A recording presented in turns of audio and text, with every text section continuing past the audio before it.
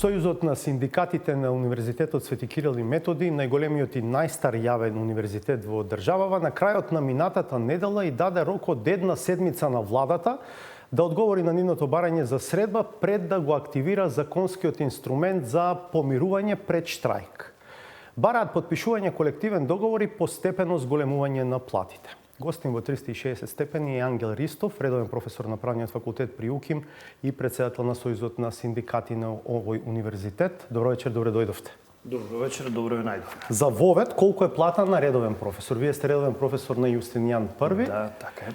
Платата на редовен професор со последното минимално покачување од 7% изнесува 39.500 денари, додека платата на доцент изнесува 30.590 денари под просечната плата. Ние сме една од ретките држави во Европа и во светот каде што еден доцент, доктор на науки, зема помала плата од просечната. Да не говориме дека платите се уште помизерни и по однос на ненаставниот кадар.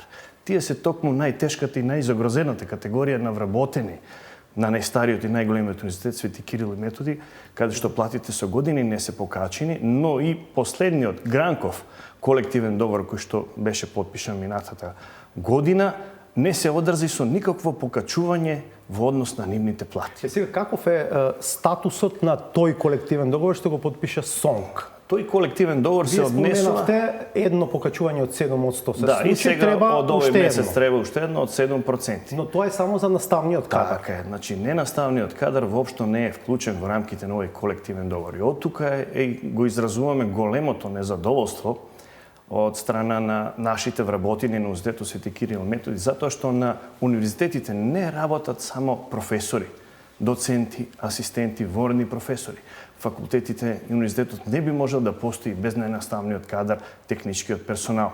Затоа ние како синдикат ги изразуваме интересите и на наставниот и на ненаставниот кадар и уште од пред 2 години. Нашето основање ние рамноправно се залагаме за покачување на платите, подобрувањето на положбата и на наставниот и на ненаставниот кадар. А на 2 јуни одржавте предупредувачки протест пред ректоратот. Имавте предвиден, закажан протест во текот на истиот месец пред владата, но го откажавте, го одложивте, затоа што владата ви вети дека ќе ги разгледа вашите барања. Добивме ветување, што се случи со остваривме средба со министерот за образование, наши членови од синдикатот, каде што добивме ветување дека заеднички со останатите државни универзитети ќе се разгледува на прашање, но од тогаш до денес немаме никакви информации, никакво известување. Доаѓаат одредени известувања дека владата пратила ургенција до надлежните министерства да бидат разгледани нашите барања.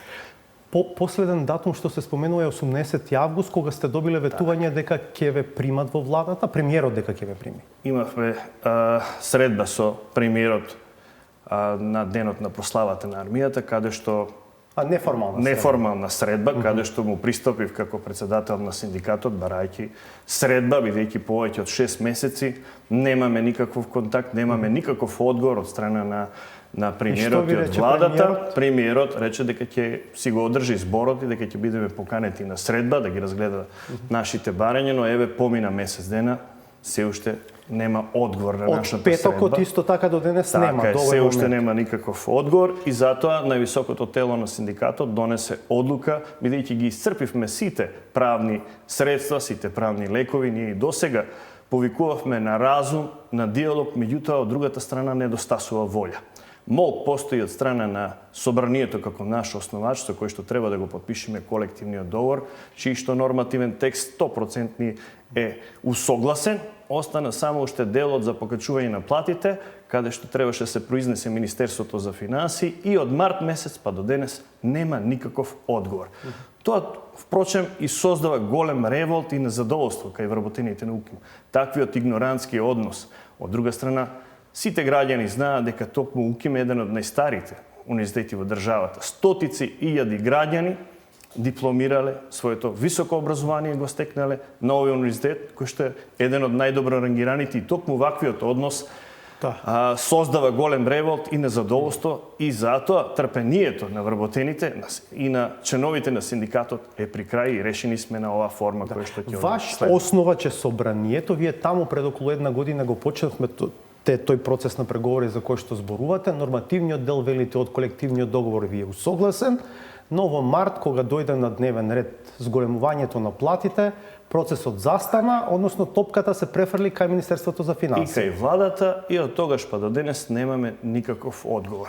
Ние ја поздравуваме одлуката на собранието затоа што првпат во историјата се случи да надлежен орган, а тоа е собранието како наш основач, пристапи кон потпишување на колективен договор, односно склучување на колективен договор на ниво на работодавач. Меѓутоа, работите застана еве 6 месеци, немаме никакви информации по однос на нашите барања. Дали тие имаат некаков друг предлог кон нас, дали предлагаат одложено некое време по однос на започнувањето и важењето на овој колективен договор, но немаме никаква информација од нивна Какви страна. би се конкретните барања во однос на зголемувањето на платите? Нашите конкретни барања во споредба со примањата на вработените во високото образование и факултетите, универзитетите во регионот се многу скромни. Она што ние го бараме соодветствува на тешката економска состојба која што постои во државата, тоа е постепено покачување на платите на вработените на Универзитетот Свети Кирил и Методи по 25% на годишно ниво, за да можеме за 4 години да дојдеме до една достоинствена плата. Јас ја споменав платата на еден редовен професор кој што целиот свој живот го посветил на науката, на образованието на младите, на идните генерации, 650 евра. Во поблиското обкружување, чисто да знаат граѓаните, Косово 1500 евра плата, Србија 1800 до 2000 евра плата, Хрватска 2000 евра плата, Словенија 2500 евра плата. Значи ние далеко заостануваме на сите земји во регионот, но исто така и земјите во Европа и во светот. Има ваши колеги, не можам да кажем број, но јас сум зборувал со ваши колеги кои што велат дека со оглед на тешката економска состојба во која што се наоѓа државата, треба да се стрпите. Што мислите вие за тоа? Па тоа е мал број на колеги кои што можеби имаат и своји отворено фирми, кои што работат на проекти, работат одредени дополнителни дејности, дел од нив ви се познати се членови во една политичка партија или во друга политичка партија, учествуваат во одредени управни одбори или добиваат надоместоци по некои разноразни основи. Меѓутоа, имате вие и одреден дел на професори кои што исклучиво се бават со наука. Истражуваат, пишуваат книги, но исто така говориме и за голем дел од ненаставниот кадар. Тие немаат можност да се занимаваат со друга работа. Единствената плата им е платата која што ја добиваат од буџетот. И доколку навистина сакаме развој, прогрес на науката, ако знаењето е сила и знаењето е моќ, тогаш навистина треба да се посвети државата кон ова прашање и конечно да го постави прашањето за реформи во финансирањето во високото образование. Затоа што кај нас се студира за символични суми, што никаде во светот го нема. Државата одвојува минимални средства, а високото образование е скапа дејност.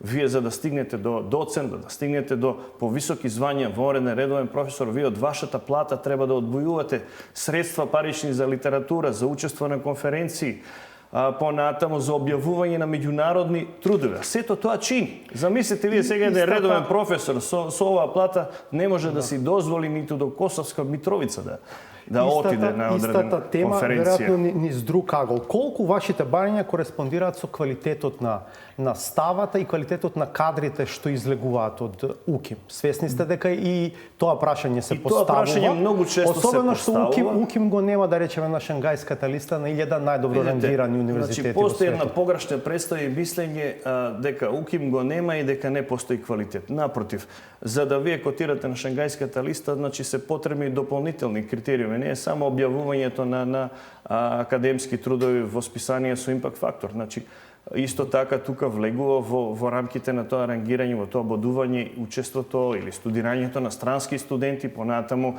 визитинг професори од странство. Сите тие фактори придонесуваат за да еден универзитет, значи, биде препознаен во рамките на таа ранг листа која што сите ја споменуваат. Но од друга страна, ако погледнете каде се наоѓаат пак и другите државни или приватни универзитети, ние и покрај ваквата тешка состојба која што повторувам никогаш досега во историјата на УКИМ повеќе од 70 години состојбата на вработените не била потешка и полоша. Секогаш платите на вработените на УКИМ биле на ниво на судии, на ниво на јавни обвинители. Ние постојано гледаме дека минималната плата расте, а наназад со децени вработените, платите на вработените, на наставниот и ненаставниот кадар во државата, на најстариот, најголемиот универзитет се заборавени. Затоа и го формиравме овој синдикат, за да ги оствариме нашите права. Во ниту една друга држава не дозволила е вакво однесување кон академската села. Следниот понеделник треба да почне новата академска година, почнува академската година. Почнува ние и досега кажавме и докажавме дека ние постоиме во интерес на студентите. Доколку го следевме примерот на другите синдикати, одамна немаше да биде држана ниту јунската сесија, ниту септемвриската сесија, немаше да има ниту уписи, затоа што изгледа во држава само алатката на присила, на притисок, на уцена. Значи, разумот, диалогот, повикувањето на разбор не вродува плод.